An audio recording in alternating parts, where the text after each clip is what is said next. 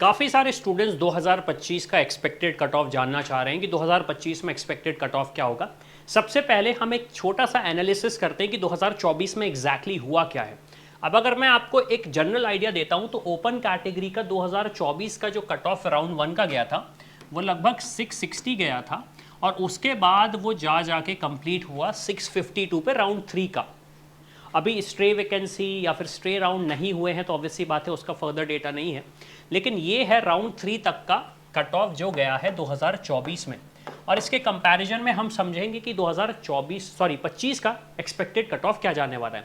अब आप देख रहे हैं EWS 647 गया था, OBC 652, SC कैटेगरी 553 और 527 गया था ST कैटेगरी का। अब सबसे पहले हम जानते हैं ओपन कैटेगरी से क्या एक्सपेक्टेड कट ऑफ होगा। तो आप मान के चले 660 प्लस ही आपको चाहिए पड़ेगा स्कोर 2025 में। एक्सपेक्टेड कट ऑफ में बोल देता हूं यहाँ पे, नहीं तो स्टूडेंट्स बोलेंगे सर 2025 तो अभी आया नहीं, आपने रिजल्ट कैसे दे दिया। 660 प्लस ओपन कैटेगरी को आप मान सकते हैं कि अगर आपके पास ये मार्क्स हैं तो आपको एक गवर्नमेंट मेडिकल कॉलेज मिलने के चांसेस हैं। अगेन एम्स के लिए या फिर दूसरे कॉलेजेस के लिए अलग से डिस्कस करेंगे, लेकिन अगेन इसका एक्सपेक्टेड कट ऑफ लगभग इतना जाएगा। EWS और OBC का जो कट ऑफ है अब आप देखोगे यहाँ पे सिर्फ और सिर्फ 5 नंबर का ही डिफरेंस है। तो इसका मैं एक अगर रेंज लेके चलूँ तो EWS और OBC का लगभग कट ऑफ आपका जाएगा 620 से लेके 640 की रेंज में। अगर आपके इस बीच में नंबर हैं और आपके पास ये कैटेगरी है तो आप एक्सपेक्ट कर सकते हो कि आपको एक गवर्नमेंट मेडिकल कॉलेज मिल जाएगा। अब क्वेश्चन आता है SC और ST कैटेगरी का। तो SC का हम एक्सपेक्ट कर रहे हैं अराउंड 580 कट ऑफ जाने का और ST कैटेगरी का अराउंड 550 एक्सपेक्टेशन है कट ऑफ की। और इसको अभी हम प्लस मान के ही चलते हैं, क्योंकि लगता है कि कुछ चेंजेस आएंगे। अब क्वेश्चन ये आ रहा है कि सर इतना हाई कट ऑफ जाने के रीज़न क्या हो सकते हैं, तो इन 2-3 चीज़ों पर मैं डिस्कस कर लेता हूँ। सबसे पहली चीज़ तो जो 200 नंबर का पेपर आ रहा था, मतलब सॉरी 200 क्वेश्चंस का जो क्वेश्चन पेपर था, जेई में आया अपडेट, अगेन नीट में अभी नहीं आया है, जेई में अपडेट आया कि वो जो ऑप्शनल 20 क्वेश्चंस थे उन्हें हटा दिया गया है। इसका मतलब ये है कि 200 क्वेश्चन की जगह अब वो वापस 180 हो जाएंगे।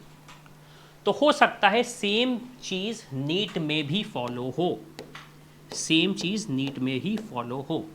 दूसरा क्वेश्चन ये आता है कि 2024 एक बहुत ही एबनॉर्मल ईयर था स्टूडेंट्स के लिए, NTA के लिए और मेरे लिए।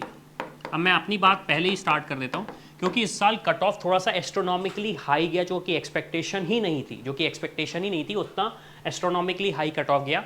NTA पे बहुत सारी चीज़ें बोली गई कि पेपर लीक हुआ है, कोर्ट में केस हुआ, NTA को काफ़ी सारे क्वेश्चंस के आंसर देने पड़े।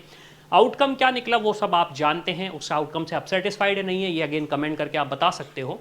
और अल्टीमेटली स्टूडेंट्स के साथ सबसे बड़ा चैलेंज ये आया कि एक टाइम लग रहा था रीनीट होने वाला है और उसकी वजह से काफ़ी सारे स्टूडेंट मेंटली बहुत ज़्यादा प्रेशर में आ गए थे।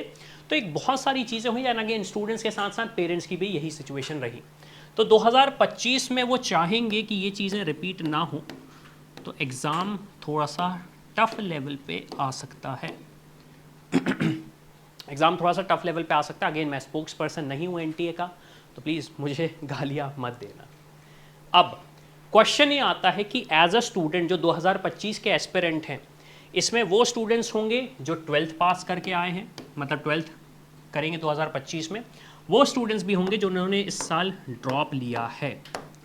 आपकी क्या राय है, एग्ज़ाम कैसे होना चाहिए, एग्ज़ाम कंडक्ट कैसे होना चाहिए? क्योंकि देखिए मैं YouTube पे अपना ओपिनियन दे सकता हूँ, मैं दे पा रहा हूँ, मेरे पास एक ऑडियंस है, मैं उससे बात कर पा रहा हूँ, लेकिन सबसे बड़ी दिक्कत आती है एक इंडिविजुअल स्टूडेंट, एक इंडिविजुअल पेरेंट, वो कभी भी अपना ओपिनियन नहीं दे पाते। तो मेरी रिक्वेस्ट आपसे ये है कि आप इस वीडियो के कमेंट बॉक्स पे ओपिनियन दीजिए कि आपके हिसाब से क्या कट ऑफ हाई जाएगा, लो जाएगा, कितना कट ऑफ जा सकता है। पेपर कैसे कंडक्ट कराना चाहिए और ऐसी क्या चीज़ें करी जाएं जिसकी वजह से ये जो चैलेंज स्टूडेंट्स ने 2024 में फेस किया वो उन्हें वापस ना फेस करना पड़े, जिसकी वजह से शायद तो उन्हें ड्रॉप लेना पड़े या फिर दूसरी कोर्स की तरफ आगे बढ़ना पड़े। अब सबसे बड़ा सवाल यही है कि क्या ये कट ऑफ रहेगा, अगेन ये तो टाइम बताएगा, लेकिन उससे बचने के लिए, काउंसलिंग सही करने के लिए आप इस चैनल को सब्सक्राइब कर लें। क्यों? क्योंकि काउंसलिंग रिलेटेड सारी इन्फॉर्मेशन आपको यहीं मिलेगी।